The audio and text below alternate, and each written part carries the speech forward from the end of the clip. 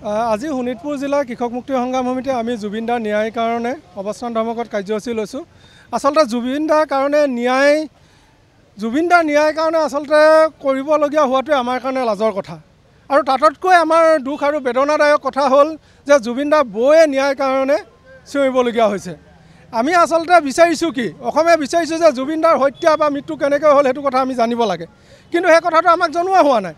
তাৰ সলনি মুখ্যমন্ত্ৰীজনক আমি দেখিছোঁ জুবিন দাৰ মৃত্যুৰ পিছৰ পৰাই তেখেতে কিছুমান নতংকিহে আৰম্ভ কৰিছে। আমি দেখিবলৈ পাইছোঁ যে জুবিন দাৰ মৃত্যুৰ পিছত যিসকলে হত্যা কৰিলে বুলি কৈছে সেইসকলক অনুনয় বিনোদয় কৰা দেখিছোঁ, তেখেতলোকক পূজা চাই আহিবলৈ কোৱা দেখিছোঁ। গতিকে আমাৰ কথা হ'ল যে যিসকল জুবিন দাৰ মৃত্যুৰ সময়ত সেই ইয়াতত আছিল প্ৰত্যেকজন মানুহকে গ্ৰেপ্তাৰ কৰিব লাগে, কিন্তু সেইসকলক আমি দেখিছোঁ ৰাজ আতাথ্য দিয়া, ছিংগাপুৰৰ পৰা অনা, ছিংগাপুৰৰ পৰা আকৌ যাবলৈ থৈ অহা, এইবিলাক আমি কৰ্মকাণ্ড দেখিছোঁ। ইয়াৰ সলনি যেতিয়া আমি ন্যায় বিচাৰিবৰ কাৰণে আমাৰ মানুহ গৈছে সেই মানুহৰ ওপৰত গৰু পিটন দিয়া দেখিছোঁ।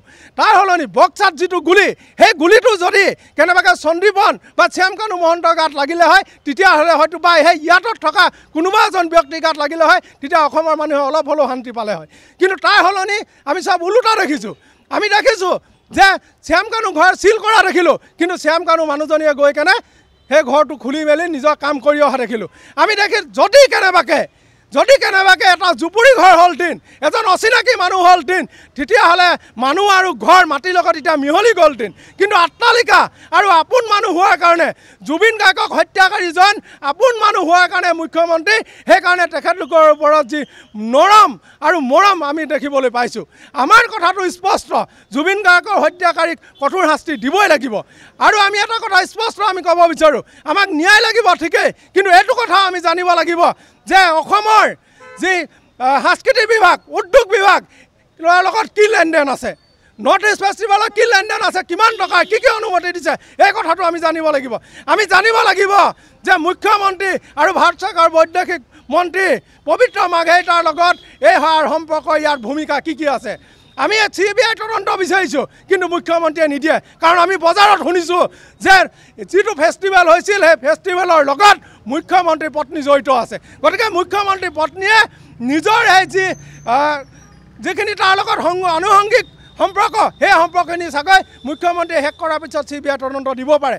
হয়তো 26 চনৰ ইলেকশ্যনৰ আগে এই সিদ্ধাৰ্থ বোলাটোক ইনকাউণ্টাৰ কৰিব পাৰে, তাৰো কোনো অস্বাভাৱিক নহয়। কিন্তু আমাৰ এতিয়া কথা ৰাইজৰ মুখে মুখে অলিয়ে গলিয়ে এইটোও চলিছে যে অসমত জুবিন গাৰ্গৰ হত্যাৰ লগত এজন মানুহ জড়িত, ডাঙৰ মানুহ জড়িত হৈ আছে, সেই মানুহজনৰ নাম সকলোৱে জানে কিন্তু কোনেও নকয়।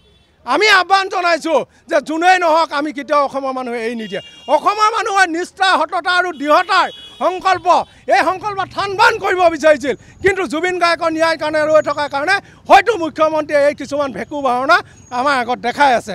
গতিকে আমি কৃষক মুক্তি সংগ্ৰাম সমিতি আৰু এটা কথা, আমি ৰৈ বিনালে যিহেতু চিনেমাখনৰ কথা ওলাই আছে, জুবিন গাৰ্গৰ শেষ সপোন, সেই সপোনত আমি প্ৰযোজকলৈ আমি এটা অনুৰোধ জনাইছোঁ যাতে তেখেতলোকে মায়াবিনী গানটো তাত কেনেবাকৈ সংযোজন কৰে, তাৰ বাবে আমি অনুৰোধ জনাইছোঁ। লগতে চৰকাৰলৈ আমাৰ দুটা দাবী যে ৰৈ বিনালে চিনেমাখনৰ সকলো কৰমুক্ত কৰিব কাৰণে প্ৰদৰ্শন কৰিব লাগে, ছাত্ৰ ছাত্ৰী বা কৰ্মচাৰী সকলোৱে যাতে চাব পাৰে তাৰ ব্যৱস্থাও কৰিব লাগে। আৰু সদৌ শেষত যিসকলে ন্যায়ৰ কাৰণে যুঁজ কৰিছিল তেখেতলোকক বিনা চৰ্তে মুক্তি দিব লাগে। আৰু যেতিয়ালৈকে জুবিন গাৰ্গে ন্যায় নাপাব তেতিয়ালৈকে আমাৰ এই সংগ্ৰাম অবিৰতভাৱে চলি থাকিব। ধন্যবাদ। যিকোনো খবৰৰ বাবে যোগাযোগ কৰক 7099017330 লগতে 7099017110 নম্বৰত।